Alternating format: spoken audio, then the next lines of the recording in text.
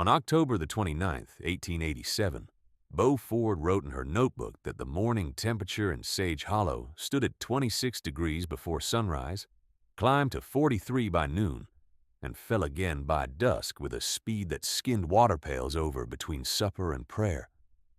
She'd learned to trust figures more than porch talk.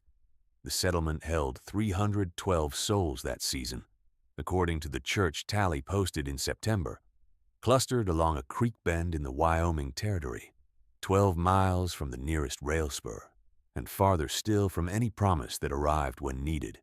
Freight came by schedule in ledgers and by chance on the ground, and the men most certain about winter were usually the ones speaking from warm rails instead of frozen trail miles. West of the creek, above the wheel-rutted street and the church bell that had cracked the previous spring, a stony rise held one house, one lean-to, and Beau working from first light to dark without asking anybody what should be done next.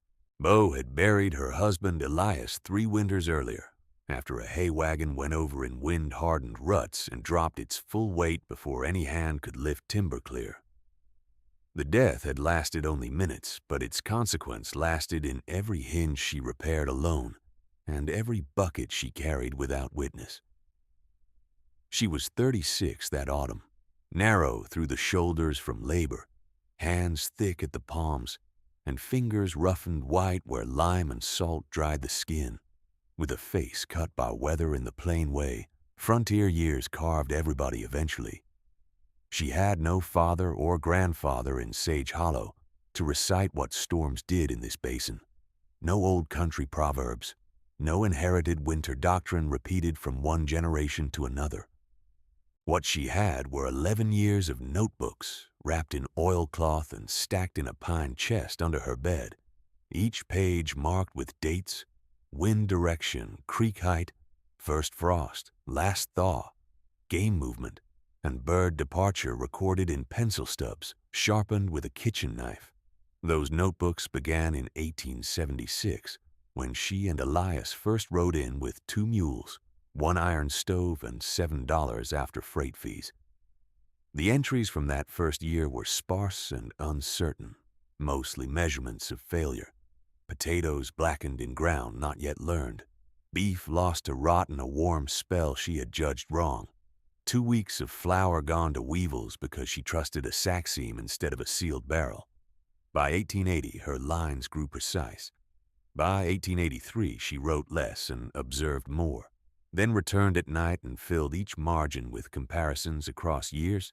She tracked geese by date and height, noted whether antelope crossed broad or bunched, watched rabbit coats for early whitening, and measured the crowns of beaver dams with a marked willow rod she kept near the creek bank. In late October 1887, she wrote that dam crowns stood 9 inches higher than any autumn she had recorded, and she underlined the number twice. By the first week of November, mild sun lay over Sage Hollow, long enough each afternoon to coax doors open and coats unbuttoned, and most voices in town took that warmth for a verdict instead of a pause. At Pemberton General Goods, barrels stood full, lamp glass shone in orderly rows, and talk she overheard while waiting at the counter moved from freight delays to holiday coffee and cloth bolts expected by December. Silas Pemberton favored broadcloth coats and dark wool, polished boots that did not see mud unless he chose it, and cufflinks shipped from St. Louis that caught light when he raised his hand to make a point. Beau had never seen him strike a man or cheat a widow in plain sight, but she had watched him sell certainty as neatly as he sold flour, and she had watched men nod before he finished speaking, as if agreement spared them thought. Beau rode into town once every 10 days for nails, lamp oil, and whatever salt she could afford. She spoke plainly at the counter and did not linger by the stove where stories became doctrine by repetition. On November 8th, she purchased 2 ledgers, 1 pound of pencil graphite, and 3 sacks of coarse salt, paying cash she had saved by mending harness for 2 ranches east of town. Silas weighed the sacks himself and asked, with that half-smile that invited the room into confidence, whether she intended to pickle half the territory. She answered that she intended to keep food fit to eat when roads closed. A teamster near the Cracker Barrel said roads did not close in Sage Hollow until January. Another said winter had softened these past years. Silas set her receipt on the wood and gave her project its name before the week ended. Beau's Folly, he told a pair of freighters 3 days later, nodding toward the western rise where stone already sat in rough stacks. A stone shed for a winter that has not even raised its voice. You will see it stand empty while sensible households buy what they need when they need it. By the next afternoon, she heard the name twice before noon. Once from boys in the lane beside the schoolhouse, once from a teamster watering horses at the ford. On Sunday, 2 women sorting quilts for a family farther south lowered their voices when she entered, then said it anyway when they thought she had passed. In a place where everyone knew the sound of everyone else's wagon, language could isolate a person faster than distance. Yet mockery had no power over mortar cure time, no influence over wall thickness, no authority over freezing wind once it arrived. Beau kept hauling stone. She chose the rise west of the creek for 3 practical reasons and 1 memory. The ground there was hard with shallow bedrock, which meant less settling under weight. The slope faced southeast, gathering low winter sun across the entrance and reducing drift accumulation along the threshold. A narrow draw behind it offered windbreak from the northwestern blasts that usually carried the first severe cold. The memory was Elias, who once said while fixing a broken singletree that cold always found corners before it found center, and that a square room could be made honest if its walls were heavy enough. She marked a 12 by 14-foot footprint with stakes and twine, checked diagonals until both measured 18 feet 5 inches, then scraped down to stable substrate and laid a trench 16 inches deep for the perimeter footing. Costs governed every decision. Quarried limestone from a cut bank 6 miles north came to $74.10, including wagon hire for 3 loads. Lime putty from a supplier near the rail spur cost $22 for 12 casks, each cask hauled in by a freighter who charged extra for creek crossing after dark. Firebrick for the vent stack, ordered through a catalog 3 months prior, cost $17.90 when it finally arrived, chipped at 2 corners but usable. Iron hinges, a latch assembly, and strap hardware for the door cost $11.45. Salt blocks purchased in increments through November and early December added $21 even. Nails, cedar posts, oak planking for interior racks, and 2 iron rods for hanging hams consumed the rest. Her final tally reached $186.40, copied into both ledgers in a hand clean enough for court records. She laid the walls in 2 withes with a rubble core, setting outer and inner faces in lime mortar, and filling the center with broken stone and compacted clay. 18 inches of thickness was not flourish but strategy. Mass held steadier temperatures. Thin walls answered the weather outside. Thick walls argued with it. She built the doorway low and narrow to conserve interior heat, framed it with square timbers scavenged from an abandoned freight crate, and hung a plank door she planed herself until the edge met the jamb without daylight. Along the north face she packed a berm of earth to shoulder height, tamping each layer with a maul head lashed to hickory, then capped the berm with sod to resist wash in spring melt. The vent stack rose through the rear corner, lined in firebrick to reduce creosote buildup and to hold draft through variable wind. At 7 feet interior height, she installed 3 courses of oak racks, each slat spaced 2 fingers apart for smoke flow. She set drip channels beneath the upper rods, drilled with a hand auger, and pitched toward a rendered tallow crock so nothing useful was lost. On the west wall, she mounted 2 iron hooks for weighted hams. On the east, she left room for venison strips and smaller cuts that required shorter cure windows.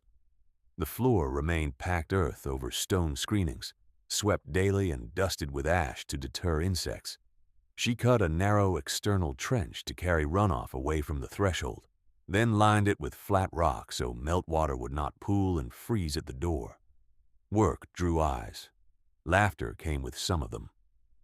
One ranch hand called across the rise that she was building a bank vault for meat she did not have. A pair of church boys asked whether she planned to sleep in the smokehouse when her own house grew too lonely. Silas rode out once in mid-November, boots clean despite the road, and stood with gloved hands behind his back as if inspecting an investment gone astray. He said, loud enough for the hired man beside him, that people mistook fear for foresight and masonry for wisdom. Bo kept packing mortar joints with the heel of her trowel, then answered without turning. Words do not keep out wind, Silas. Stone might. He tipped his hat as if indulging a stubborn child, mounted again and rode downhill toward town. Bo watched him stop twice on the road to speak with men headed in, saw their faces crease with the same amusement she had heard all week, then turned back to her work and covered the new mortar with canvas to protect cure from overnight frost. By November 21st, the walls stood complete, the vent drew true, and the first test fire burned clean enough to leave only a faint blue ribbon above the stack. In town, as far as she could tell from every errand and every passing remark, they still called it Bo's Folly. She entered a different note in her ledger that evening. Draft stable at 29 degrees outside. Interior holding 48 after banked coals. Seals tight. Door true. Then she turned to the next list, longer than the first, and began preparing for a winter she believed had already announced itself.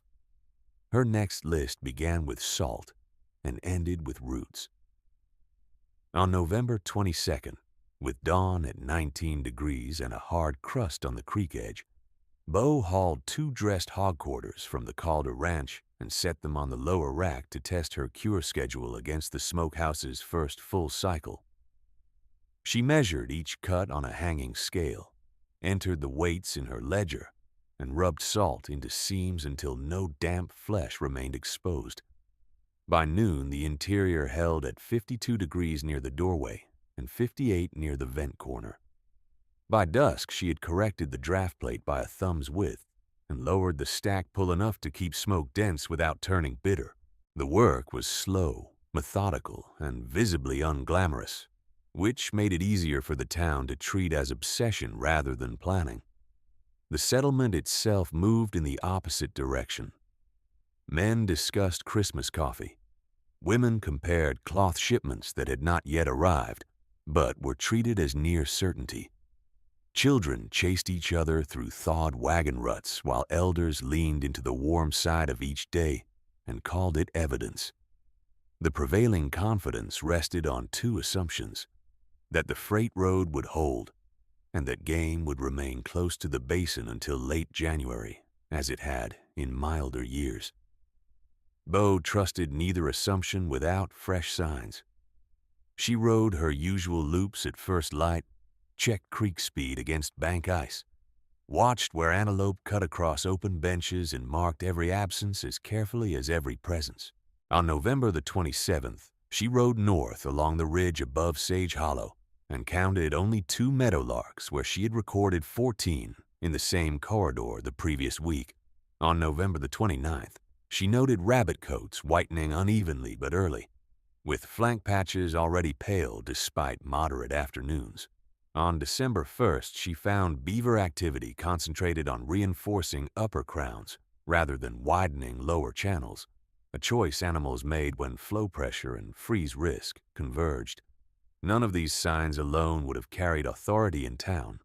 In combination, they formed a pattern she recognized from the harshest pages in her own notebooks, years when timing failed faster than supply.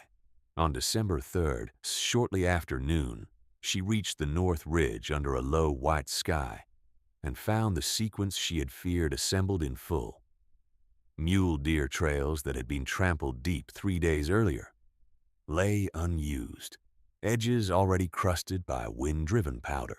Crows moved south in dense black bands at an hour they usually fed. Farther down the slope, in draws that ordinarily held game until deep winter, she saw wolf sign fresh and numerous, pressed low into country still close to town. She remained on that ridge long enough to confirm direction and density, then turned home with her horse lathered at the shoulders and her notebook open across the saddle horn when she stopped to write. By evening, she had measured a sharp barometric fall against the mercury tube she had mounted in her kitchen and cross-checked it with wind shift from west to northwest. She washed, changed her gloves, and rode to the church committee meeting without waiting for invitation. 5 elders sat near the stove with account books open for winter charity allotments. Bo stood beside the door and gave them her warning in practical terms. Severe early winter, sustained wind capable of stripping feed lines, reduced hunting window, and a high chance that deer would break south before most families had cured enough meat. She asked for shared storage by household count, rope-marked paths between the church, schoolhouse, and her rise, and immediate salt purchase while freight still moved. The committee listened in silence and deferred to Silas Pemberton, who had been invited to advise on inventory and costs. Silas rose slowly from the bench, broadcloth coat immaculate, boots still bright despite slush, and answered for the room with the confidence of a man who had sold certainty all his life. He said that panic was expensive, that private stockpiles encouraged disorder, and that a woman with field sketches and a stone shed would not teach men of freight and accounts how January worked in Wyoming territory. He added that preserved pork remained available at his store for any family that wanted prudence without spectacle. 2 elders nodded. 1 looked away. The meeting closed with no vote. Bo rode out before anyone could turn the exchange into debate. By the first week of December, she altered her workflow from household sufficiency to communal contingency. She smoked through daylight and into evening, rotating hams on upper hooks, venison strips on crossbars, and rendered tallow in iron kettles outside before sealing it warm into 5-gallon crocks lined with cloth and wax. She recorded outputs in columns by date, cut, and expected shelf life.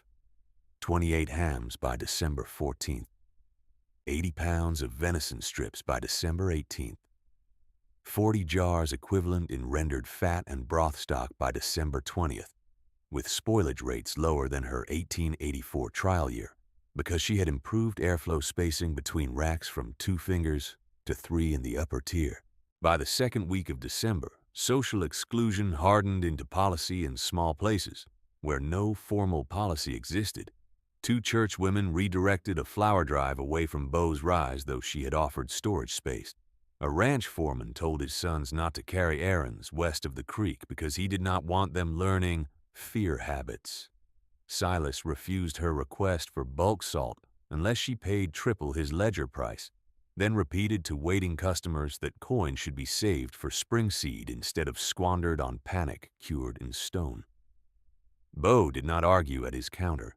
She paid for 1 small sack at posted rate, left without comment, and made other arrangements before dawn.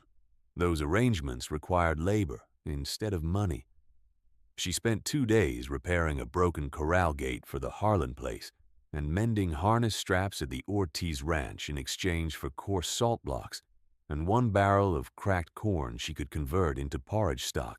She traded 3 afternoons of chimney scraping for 2 wagon loads of split oak, too knotty for most stoves but suitable for long smokehouse burns.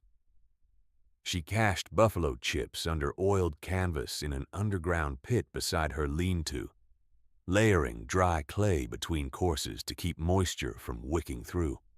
She sealed external wall seams with clay and ash where night shrinkage had opened hairline gaps, then checked every joint with a tallow lamp held close until no draft flicker remained.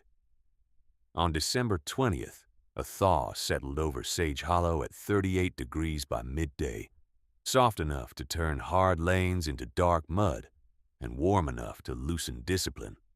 Men laughed with sleeves rolled to the elbow. Laundry lines appeared behind cabins. Someone in town said Bo's winter had gotten lost between counties. Yet she heard almost no meadowlarks, and the stillness under that warmth troubled her more than cold would have. She cut cedar posts and began setting them from her rise down toward the schoolhouse and across to the churchyard, 20 yards between each marker where the ground allowed, closer where drifts usually built.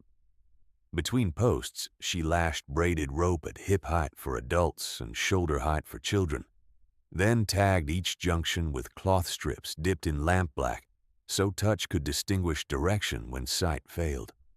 Neighbors watched from wagons and porches, some amused, some uneasy, most unwilling to commit either way while weather remained forgiving.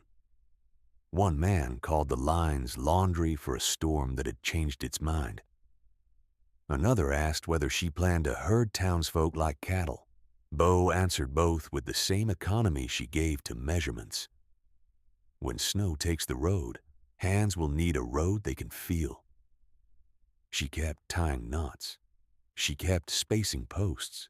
By candlelight, she drafted a ration log by household count and labor demand, assigning higher caloric allotments to woodcutters, water haulers, and those maintaining fires in shared shelters, equal shares for children by age band, and no preference for wealth, church standing, or prior opinion. Only one child crossed openly from town to her yard that week.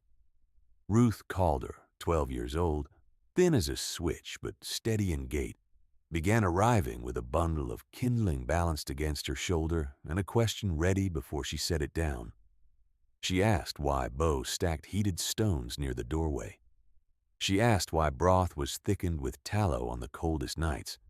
She asked why rope knots changed shape at each turn.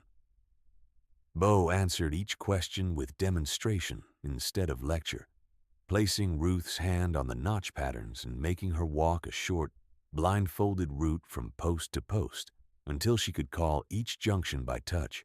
Within 3 days, Ruth could run messages between the rise and schoolhouse faster than many adults in clear daylight.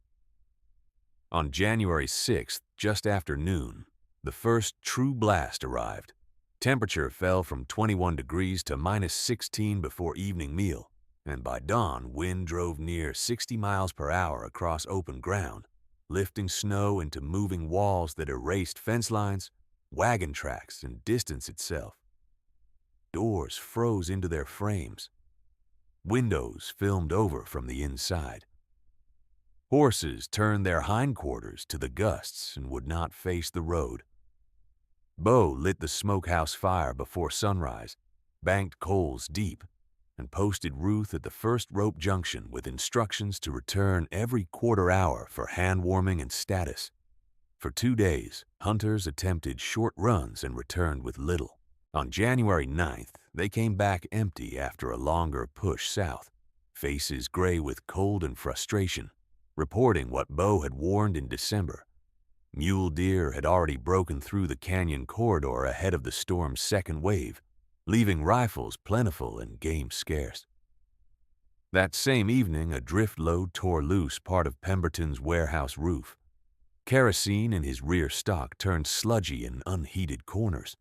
Shelves that had been crowded in November now showed bare planks between dwindling tins, and coin no longer translated cleanly into food when roads could not carry replacement stock. Bo changed her operation that night from guarded preparation to declared relief. She moved inventory ledgers to a central table, set Ruth and 2 ranch hands on rotating rope line posts, and opened distribution by headcount to every household that could reach her rise or send a runner. Nobody was turned away. Not the Calders who had helped, not the families who had mocked, not Silas Pemberton's clerk, who arrived with shaking hands and a list written in pencil so hard it had torn the paper. In less than 1 week, Bo's folly ceased to mean what the town had intended when it coined the name. It meant the only food system in Sage Hollow that still functioned under wind, under drift, and under truth. The first night of open distribution did not resemble charity. It resembled a depot under siege, ordered by chalk marks, measured by ladles, and governed by numbers copied twice, so no family could later claim favoritism or neglect. Bo cleared the smokehouse table, weighted its corners with stone, and laid out 3 ledgers, one for inventory on hand, one for daily issue by household count, and one for fuel consumed per 12-hour burn cycle. She assigned Ruth Calder to writing because the child's pen stayed legible even with stiff fingers, and she kept the girl indoors at the lamp while older hands moved between post lines. At the doorway, Bo hung a slate with that day's totals in plain script: hams remaining, venison pounds remaining, tallow crocks sealed, broth kettles active, split oak stacks dry, buffalo chip bins dry. Every tally ended with the same word beneath it: verified. She expanded the system before midnight. Meat portions were cut against a marked board at quarter-pound intervals for adults and smaller increments for children. Each piece wrapped in cloth strips, boiled and dried for reuse. Broth was thickened to a target that clung to a spoon for 2 slow counts, because thin stock warmed fast, but failed fast, while fat-rich broth held heat in the body longer during rope-line travel. Bo heated river stones near the vent base, wrapped them in wool squares, and issued them to runners in pairs, so one could warm hands while the other rode in a satchel against food. She set a narrow bench along the south wall for thawing gloves, and ordered that no runner left with damp leather, no matter who waited in line. Wet became injury in this weather. Dry bought hours. By dawn on January 10th, with the outside temperature at -22 and wind still driving snow in horizontal sheets, her project had grown from a building to an operating network. 2 ranch hands reset 3 cedar posts that had leaned under drift pressure, tamping each hole with gravel and frozen earth, while Bo tested rope tension by body weight and knot slippage by gloved pull. She added branch lines toward 4 cabins that had previously relied on open road access and were now boxed by shoulder-high drifts. At each junction, she cut a distinct notch pattern into the post face: 1 line for church route, 2 for schoolhouse, 3 for creek draw, and an angled cross for the smokehouse return. Touch navigation ceased to be experiment and became infrastructure. In clear weather, a wagon road served. In whiteout, hands served. Inside, she changed rack geometry to preserve airflow as inventory shifted. Heavy hams moved to the cooler lower tier once their cure set, while lighter strips rotated upward to equalize smoke exposure and prevent sour pockets where damp might collect. She scrubbed drip channels with hot ash water, relit the firebox with a thinner oak mix to steady stack pull, and measured interior gradients at 3 heights using tin case thermometers suspended by twine: 51 near floor, 56 at mid-rack, 60 near upper vent. Stable enough. She then opened a new page in the fuel ledger and calculated consumption at current burn rates against remaining stores. Oak for 11 days, chips for 9 if blended, emergency green cottonwood for 3 with higher soot risk.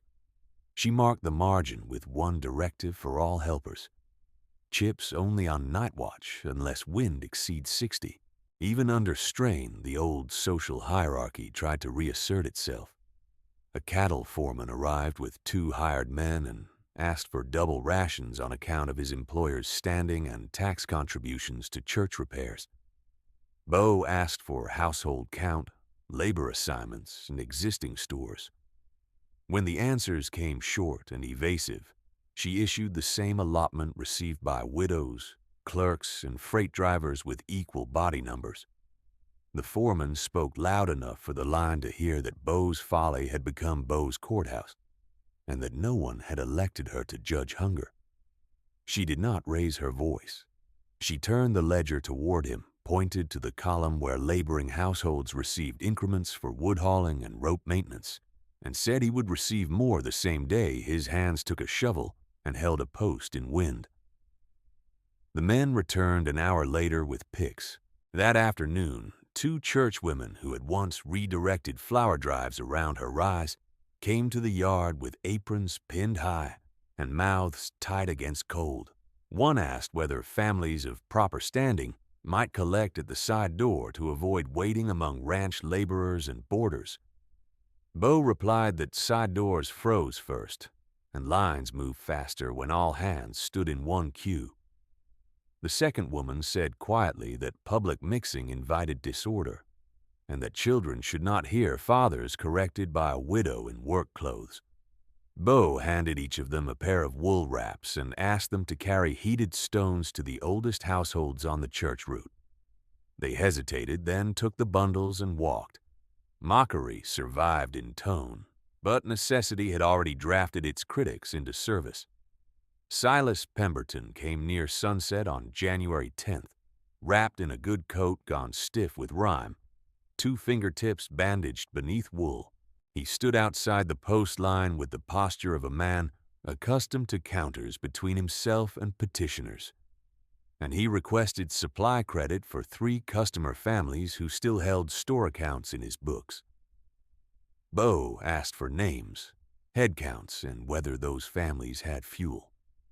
Silas answered in clipped numbers, then added that his warehouse crew would restore regular sales once weather eased, making this distribution a short bridge, not a replacement. Behind him, a pair of teamsters exchanged a look that carried old amusement and new discomfort. The phrase "Bo's folly" passed again, this time half-whispered, as though the speaker wished to keep allegiance to the old order without fully denying what stood before him. Bo entered the names, issued the food, and instructed Silas to send any able-bodied account holders to rope duty at first light. He nodded without argument and did not meet her eyes. The work continued through that night in measured cycles. Fire check, vent scrape, broth stir, line dispatch, ledger update, hand warming, tool thaw, post-inspection, repeat. Bo slept in 2 intervals of 40 minutes on a cot beside the smokehouse door so she could hear changes in draft tone. A vent that hummed evenly meant safe pull. A vent that coughed ash meant backflow risk and possible smoke choke indoors. At the second check, she heard a slight flattening in stack note and climbed to clear rime from the upper cap with a hooked pole tied to a waist rope anchored inside by 2 men. She descended white with frost and immediately shifted 1 kettle farther from the firebox, preventing scorch that would have spoiled 10 quarts of broth at a moment when waste had become moral failure. Skill now lived in details too small for speeches. By January 11th, another layer of social resistance surfaced in the language of rumor.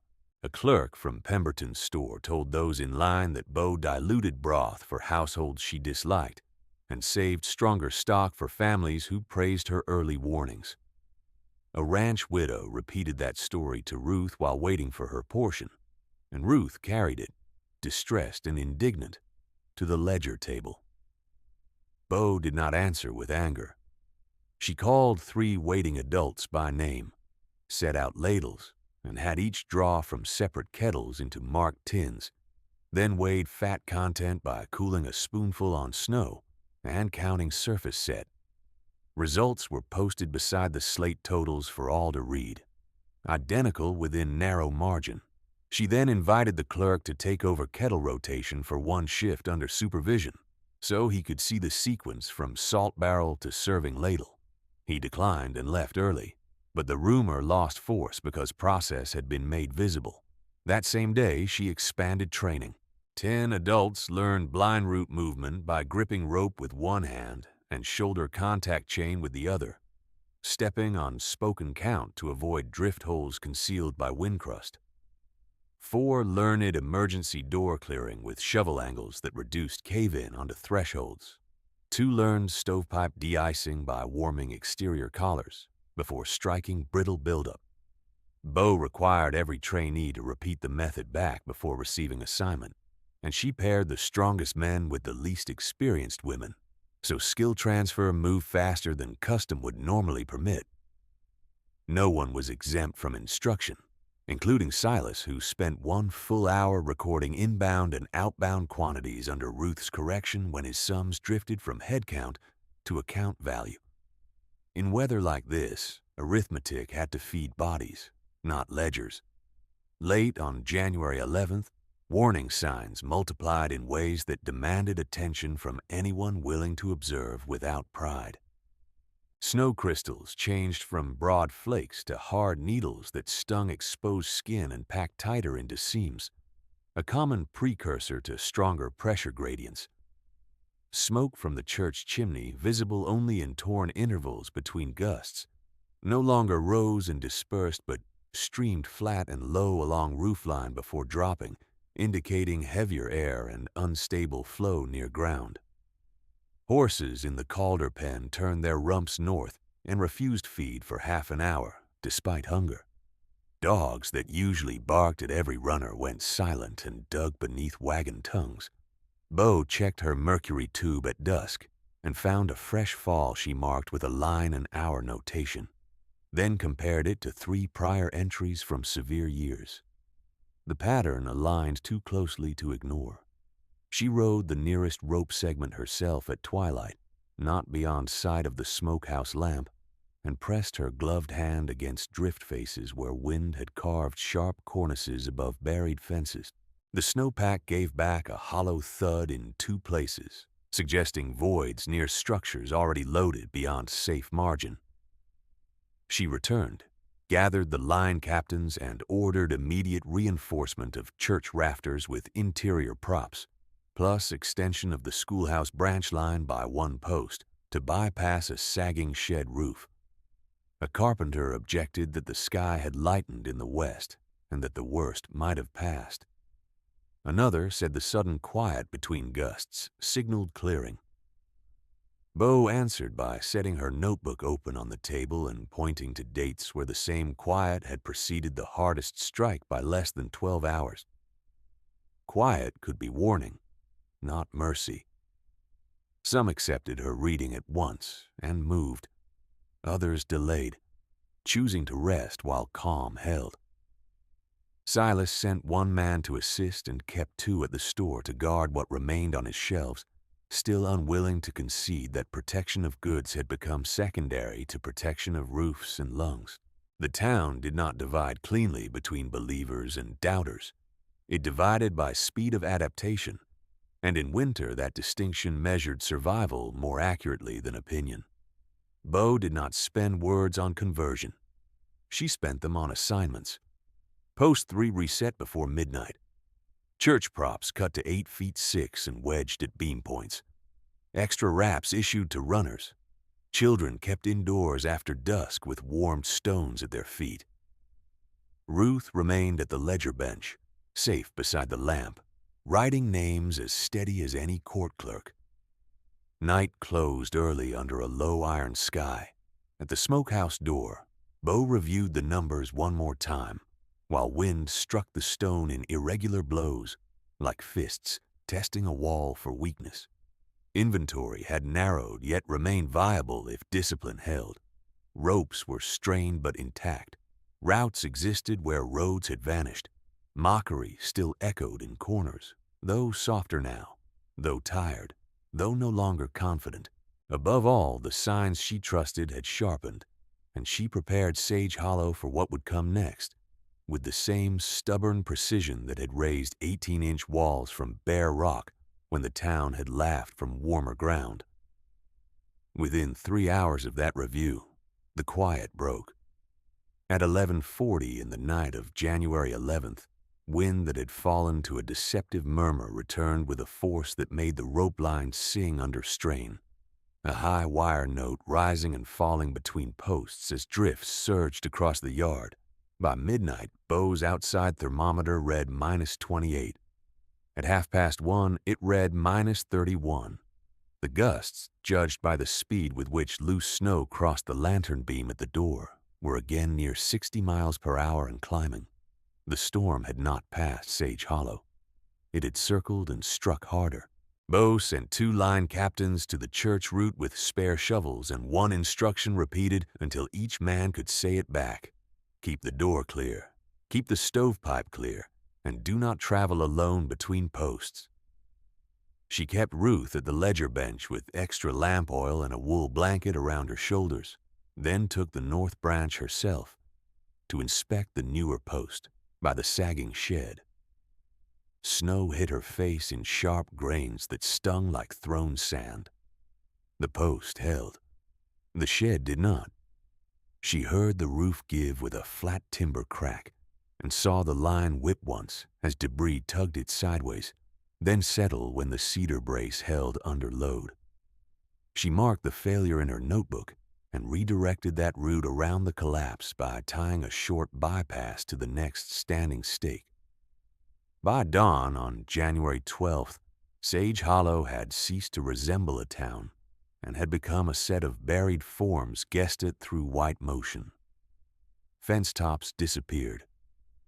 Wagon tongues vanished. Chimneys stood as the only vertical truth where cabins were otherwise submerged to window height. Men who had argued in November about ordinary winters now moved bent at the waist, one hand over mouth, one hand on rope, stepping by count rather than sight. The wind was not weather anymore. It was pressure, weight, and direction. It was a tool that carved error into consequence. Silas Pemberton's store, built to impress by frontage and display rather than deep winter load, suffered in plain stages. First, the painted sign tore free and struck the porch rail. Then the porch roof, already weakened by drifting accumulation and thaw-refreeze cycles, peeled down on the east side and left the entrance half blocked by broken boards. Near noon, the rear door froze in frame, trapping two clerks inside until they pried it open with a crowbar heated on a stove lid. The warehouse section, damaged on January 9th, took fresh drift through the torn roof seam and soaked 3 flour stacks before the cold locked them into hard, unusable blocks.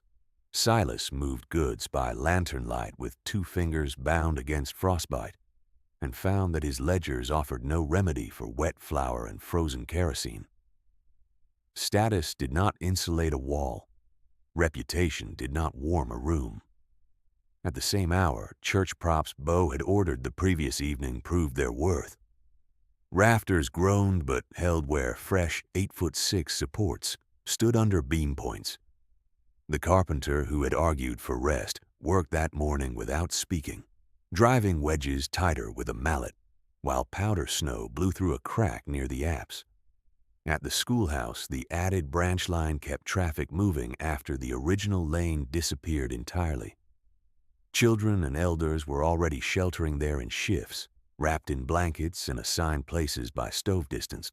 Bo sent broth in kettles every 2 hours, timing each dispatch to the lull between major gust bands. Each run was entered in Ruth's hand as if keeping law. By the second day of the renewed blow, fuel became the governing question in every cabin. Woodpiles shrank faster than expected because heat loss through draft seams increased under sustained wind. Stovepipes iced at the cap where warm smoke met brutal air and condensed, then narrowed draw until rooms filled with haze and weak heat. Bo's trainees moved from house to house with warmed tools, knocking ice rings free before complete choke occurred. But they could not reach every door at once. A man might clear his pipe at dawn and lose it again by afternoon. A widow might bank coals correctly and still wake to a dead stove because wet scrap had frozen before catching. Hunger and cold were no longer separate troubles. Each sharpened the other. On January the 13th, Thomas Reed died 12 steps from his woodpile. He was 67, narrow at the chest and stooped from decades lifting sacks and harness. A widower who had spent the previous week carrying split logs to 2 neighboring households where younger men had gone on failed hunting runs. That morning, during a brief lull that looked safer than it was, he told his nearest neighbor he would cut 1 more armload before dark so the Hawley twins would not run short overnight. He tied a scarf across his mouth, stepped from his door with an axe, and reached the pile. Witnesses later said they heard chopping for perhaps 10 minutes, then nothing. When a rope runner reached his yard at dusk with broth, Thomas was found on one knee beside half-split oak, gloved hand still resting on the maul handle as if pausing between blows. He had not made it back to the threshold. Bo entered his name in the casualty margin herself, then ordered immediate transfer of his stacked fuel to the 2 homes he had been cutting for. 3 days passed in the same relentless pattern, and by January 16th, the night temperature dropped to -34. Frost flowered on interior walls. Breath hung in rooms even near stoves. Bo's Smokehouse remained the one structure in Sage Hollow with stable internal heat because stone mass and constant fire moderated extremes. But even there, she reduced door open time to preserve temperature and protect stores. Portions tightened by ounces. Labor increments were revised by actual route completion rather than assignment, because some routes now took twice the effort for half the distance. No one objected for long. Hunger taught arithmetic quickly. Deputy Marshal Caleb Dunn died on January the 17th during a line extension south of the creek. He had been stubborn, broad-shouldered, and often overconfident in clear weather. Yet during the storm he worked as Bo asked, carrying post tools where others feared open ground. That afternoon, with visibility collapsing to a few yards, he volunteered to guide 2 boys back toward the main rope corridor. When a newly set line ended short near a collapsed shed and left them stranded in open drift. They linked by waist rope and moved by shouted count, 1 step at a time, while gusts erased tracks almost as soon as they were made. Both boys survived and reached Post 4 by following Caleb's calls until his voice failed in the wind. He was found an hour later near the shed's drift lip, half covered, one hand still clamped around the guide rope he had refused to drop. Bo sent 4 men to carry him in on a door plank and gave his gloves, still dry inside, to the next rescue team. By the evening of January the 17th, desperation no longer wore pride in public. Families that had avoided Bo's rise for weeks now sent written counts on torn ledger scraps, asking not for preference, but for a place in the line. Men who had called rope posts foolish asked for extra knots near their own doors. Women who had redirected aid in December spent full shifts ladling broth and scrubbing reused cloth wraps in ash water. Change came less as confession than as labor, accepted without argument. Survival reordered rank. On January 18th, another death marked the cost of delay and divided attention. Lena Ortiz, 7 years old, was reported gone after an overnight heat failure in a cabin beyond the first branch line left her with fever that rose faster than the route could be cleared. Her mother reached the Smokehouse line at first light with the child wrapped and breathing shallow, and runners were sent at once with warmed stones, dry kindling, and tools to reopen the pipe draw at the house. They restored heat and moved the household under blankets to the schoolhouse shelter. But by late morning, word came back to Bo from the matron's cot row that Lena had not recovered. Bo entered Lena Ortiz in the casualty ledger, then reassigned 2 men permanently to that route and ordered no household beyond it left without a daylight fuel check, regardless of complaints about intrusion. That same night, as wind hammered the north wall in long blows, someone pounded at the smokehouse door with both fists and then, with the flat of a shovel. Ruth looked up from the ledger, eyes wide but steady. Bo lifted the latch and braced against drift pressure as the door opened inward. Silas Pemberton stood there with snow caked to his coat, hem and beard, one bandaged hand clutching a folded paper gone wet at the edges. Behind him waited 5 souls from the lower street, 2 of them clerks from his store, one the carpenter's wife, one an elderly boarder, and one ranch boy not yet grown into his boots. Their faces carried the same gray fatigue Bo had seen on every line runner at the end of a shift. Silas removed his hat, not ceremonially, simply because the room was warm enough for bare head, and spoke in a voice roughened by cold. "I have come to request shelter space and issue rations for these households by count. My rear rooms have failed for heat retention. The store stove cannot draw steady after the last icing, and the roof breach has spoiled what flour remained. I can pay now or later. I can also work." Bo took the paper, flattened it on the table, and read the names aloud to Ruth for entry. She did not ask for coin. She did not ask for apology. She asked for numbers, ages, and whether each household still had fuel. Silas answered without embellishment. 2 had less than 1 day. 1 had none. "You will receive tonight's portion here," Bo said. "At first light, you and both clerks report to post repair on the South Branch. After that, one of you learns kettle rotation from Ruth. One learns route tally from the line captains, and one remains on door clearing. If your hand fails, you supervise and count. If your hand holds, you lift." Silas nodded once. "It holds enough." Bo directed the carpenter's wife to the warming bench, placed heated stones into wool wraps for each traveler, and served broth in tin cups herself, while Ruth cut portions by the quarter-pound board. The ranch boy trembled so hard that he spilled half his first cup. Bo refilled it without comment and set him near the vent corner until color returned to his face. Outside, the storm continued to drive snow against the door in dense waves. Inside, assignment replaced argument. By the morning of January 19th, that pattern had spread through Sage Hollow. Help was no longer sought quietly or with social preface. It was sought directly by count and need, from the one system still functioning. Bo turned no one away.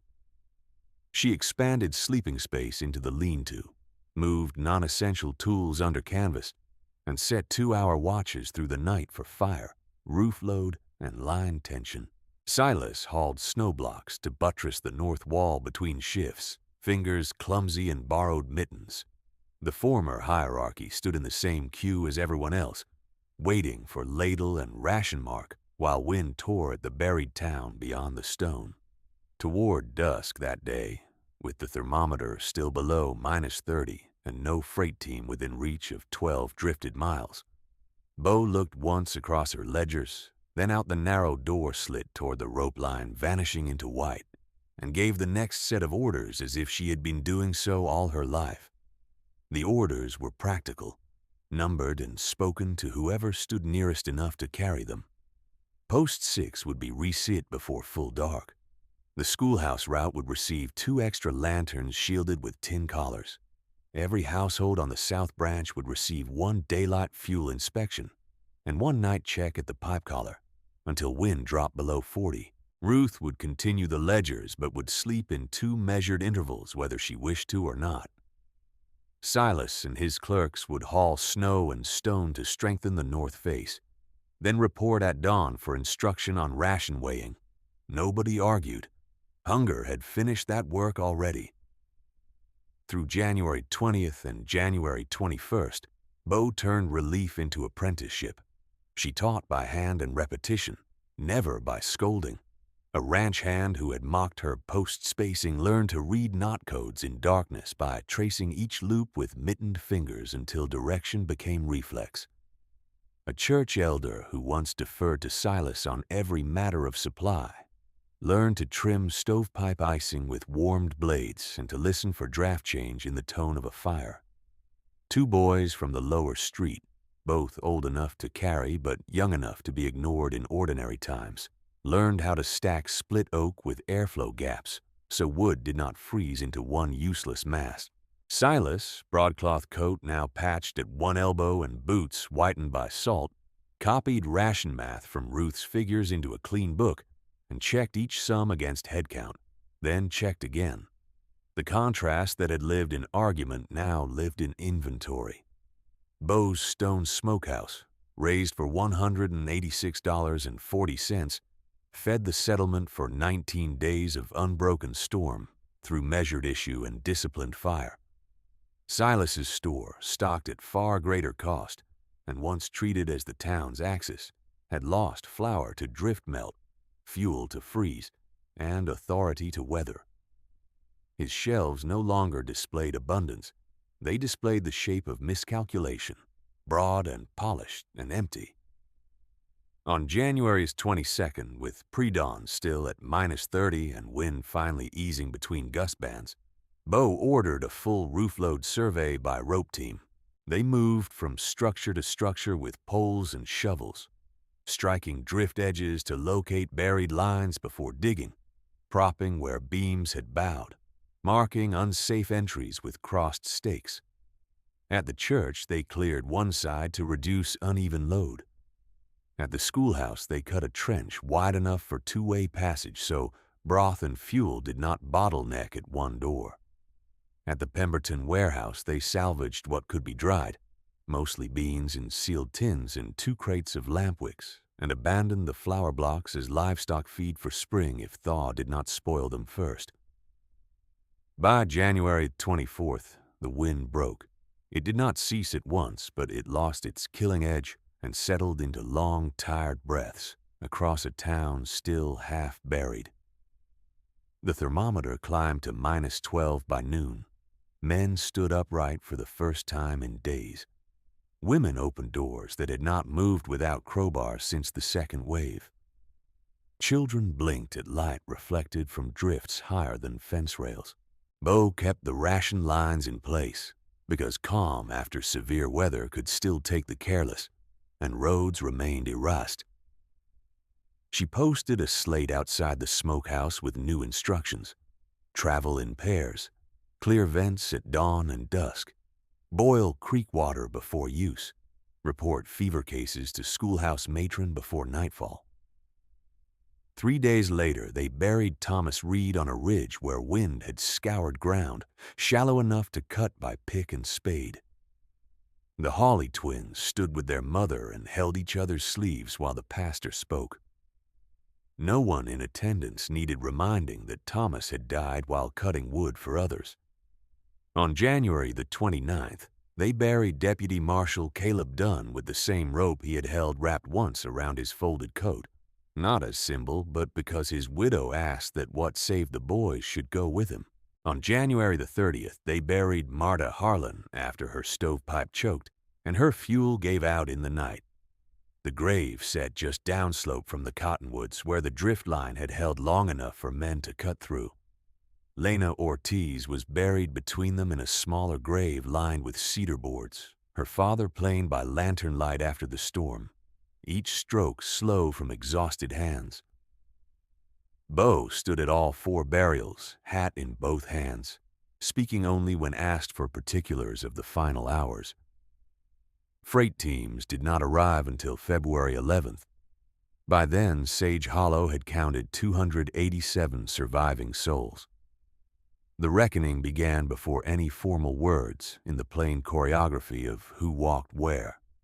Households that had once crossed the street rather than pass Bo's rise now climbed it daily with slate, pencil, and questions.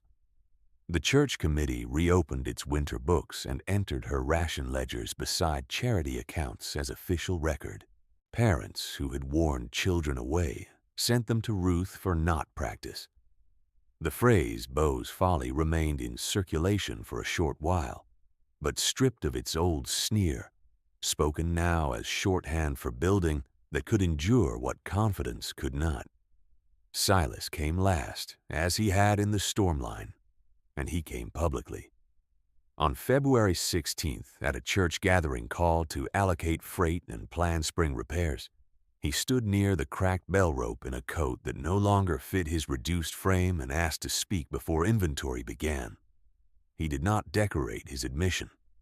He stated that he had called the Smokehouse folly in November, that he had priced salt beyond fairness in December, that he had discouraged communal storage while selling assurance he could not deliver, and that his decisions had carried cost, measured not in coin, but in suffering. Then he turned toward Bo, who stood near the side wall with Ruth and the Ortiz family, and said that he had been wrong in judgment and wrong in conduct, and that he would accept whatever terms the settlement deemed fitting. The room remained quiet long enough for the stove to settle with a hollow pop. Bo did not answer at once. She took the committee ledger from the table, opened it beside her own weather books, and asked Silas for one fact: the exact November price of coarse salt at regular rate before he raised it. He gave the number. She asked the January emergency price he had charged 2 families before his own stock failed. He gave that number also. She had Ruth write both on the blackboard, where everyone could see the difference. Then she spoke, voice steady, carrying to the back row without strain. Forgiveness is less urgent than skill. We will not spend this hour polishing shame, while next winter waits without sentiment. If you wish to repair what was harmed, you will do it in measures that can be checked.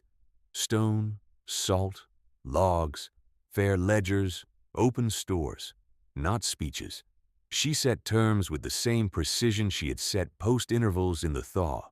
First, a communal reserve would be established at the church and mirrored at 2 outlying sites, each with published headcount shares and labor credits visible to all households. Second, 6 new smokehouses would be built before October 1st, each with walls 18 inches thick, vent stacks lined in firebrick, and fuel caches protected from drift and melt. Third, prices on winter essentials during declared weather emergency would be fixed in advance by committee vote and posted publicly, with no household denied baseline ration for lack of coin. Fourth, route ropes, post notches, and rescue drills would be maintained each November, whether weather looked mild or not. Fifth, her notebooks would be copied each spring into a town volume so knowledge would not disappear with one person. Silas accepted every term. He asked where to begin. At the quarry, Bo said, you haul stone with the others. In the evenings, you keep the fair price ledger in ink, and Ruth checks your sums. The gathering ended without applause. It ended with assignments. By the second week of March, thaw water cut channels through streets packed hard all winter, and teams hauled limestone to 4 lots selected by elevation rather than status. Bo marked foundations with twine and checked diagonals while former critics swung picks. She taught wall bonding, core fill compaction, vent drafting, and cure timing under canvas when nights still froze mortar. She taught why thick walls did not answer weather quickly, and why that delay saved stores when temperature plunged. She taught from her own failures as readily as from her successes, naming the year she lost beef to warm rot, the month she trusted a poor seam, the day she learned that records mattered more than confidence. By autumn 1888, 6 smokehouses stood across Sage Hollow, each with measured wall thickness carved near the door lintel, each with a posted inventory board and assigned stewards rotating by week. The church kept duplicate ledgers. The schoolhouse taught children knot roots after arithmetic. Ruth Calder, 13 and taller by nearly a head, could inspect a vent draw and estimate correction by sound alone. Silas's store reopened with repaired roof and reduced ornament, and beside the counter hung a plain notice listing winter staple prices and emergency limits signed by committee and merchant alike. Years passed. Hard winters returned more than once. Not every season threatened disaster. Yet the routines held because they had been built into work rather than memory alone. New families arriving from rail towns learned the phrase children now used without irony. Build it like Ford. It meant test before trusting, measure before boasting, store before hunger, share before pride. Decades later, the original smokehouse still stands above Sage Hollow Creek. Limestone weathered pale, fire brick stack darkened by generations of use. Door worn smooth where gloved hands pushed through storms that no longer found the town unready. The ledgers, including Ruth's storm volumes and Bo's first oilcloth notebooks, rest in a locked cabinet at the church with copies at the schoolhouse. Thomas Reed, Caleb Dunn, Marta Harlan, and Lena Ortiz remain named in winter roll call each November before training begins, their losses treated not as distant sorrow, but as instruction paid for dearly. On the lintel of Bo's Smokehouse, cut deep enough to outlast paint and argument, the inscription remains, "Read the land, store before hunger, and keep the door open when pride finally knocks." On the day that inscription was cut, the stone gave back a pale dust that settled on Bo Ford's sleeves and along the toes of the boots of every soul standing in her yard. And no one spoke until the mason stepped down and brushed his chisel clean against a rag already stiff with cold. The words sat deep and plain over the lintel, not ornamental, not softened for pride. And Silas Pemberton read them aloud once in a voice that carried to the rope posts still set at the edge of the rise. Then he folded the rag, handed it back to the mason, and asked Ruth Calder for the inventory slate. Ruth, 14 that autumn and already serving as assistant teacher at the schoolhouse, brought 2 ledgers and the blackboard from the smokehouse wall. She read the final accounting from the January storm in full hearing.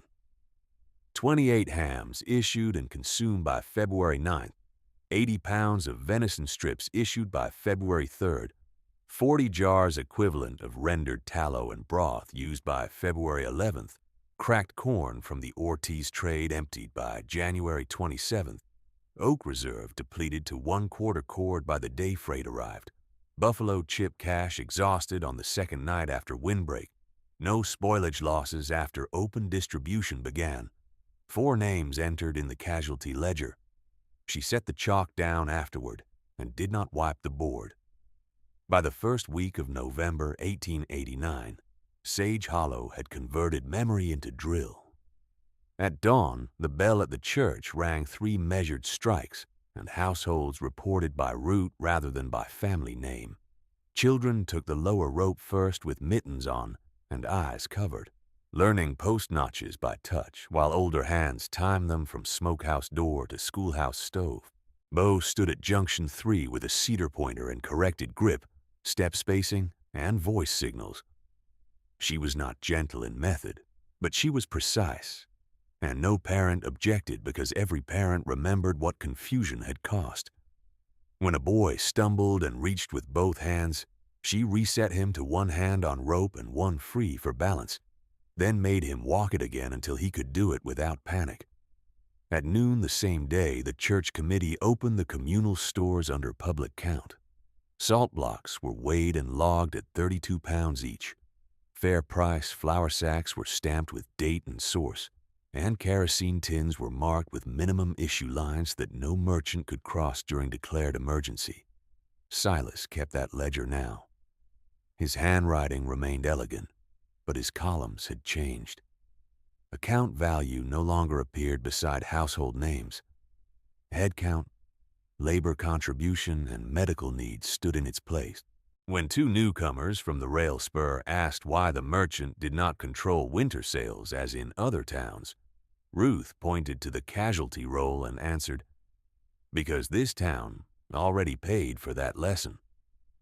The reckonings did not arrive in a single night.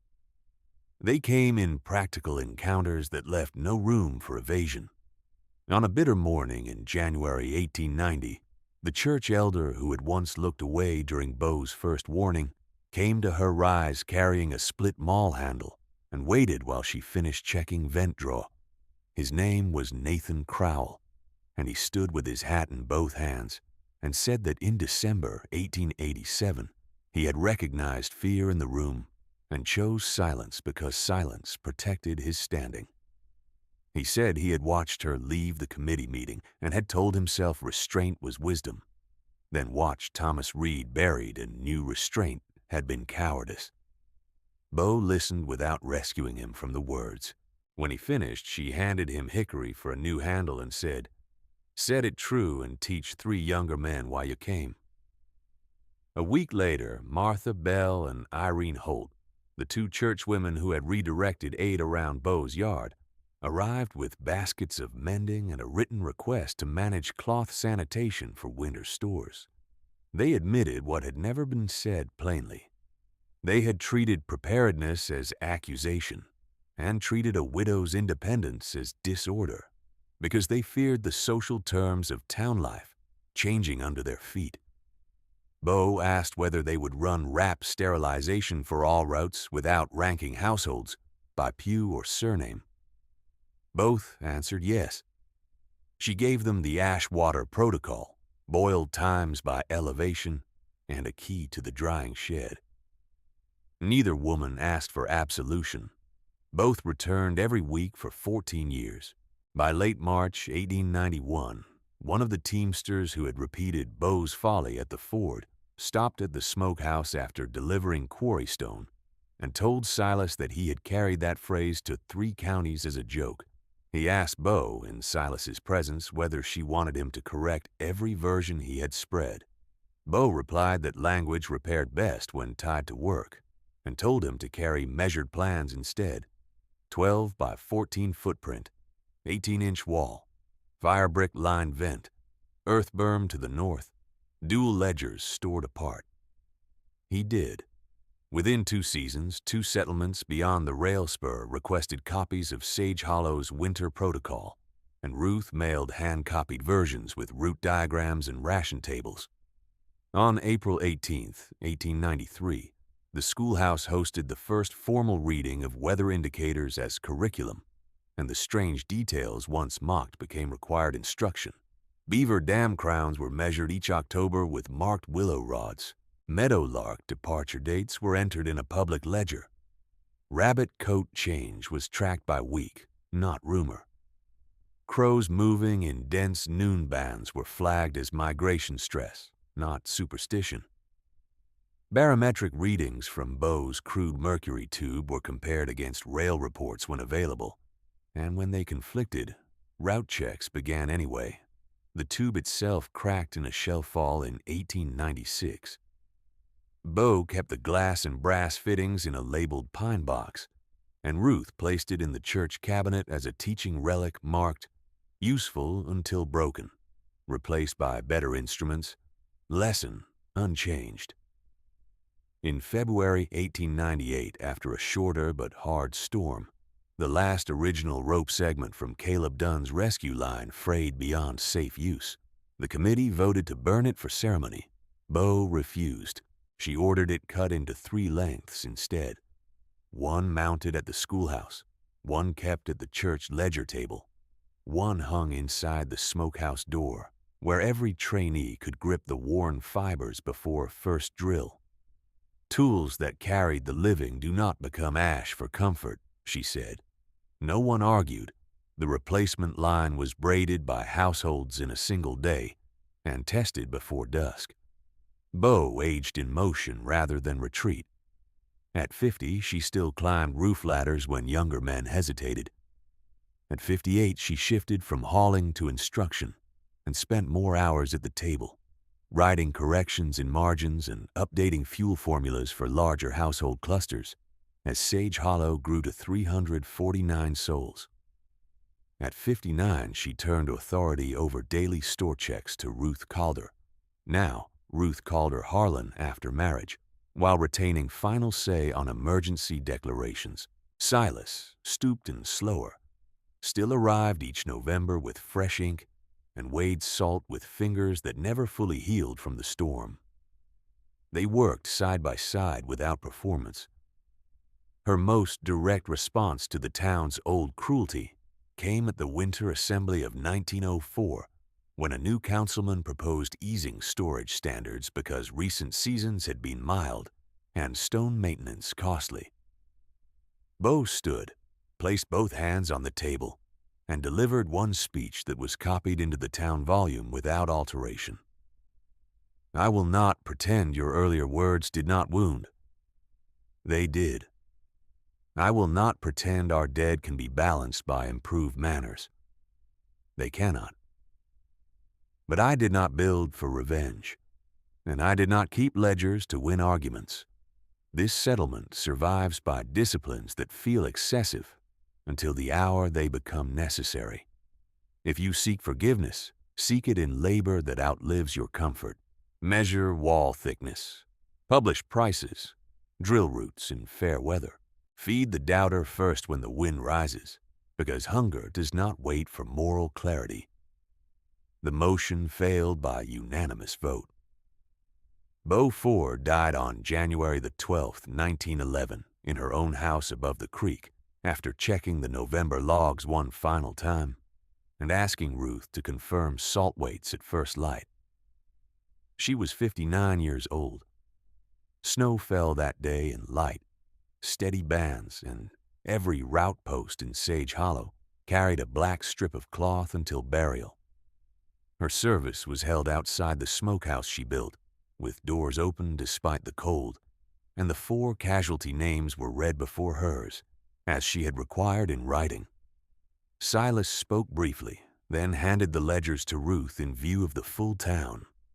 Now the smokehouse still stands above Sage Hollow Creek. Children place their palms on the carved lintel before first drill each November.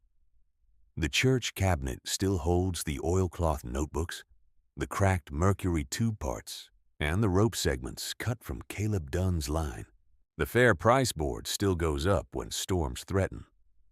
The phrase remains in daily use, no longer as mockery, but as instruction. Build it like Ford.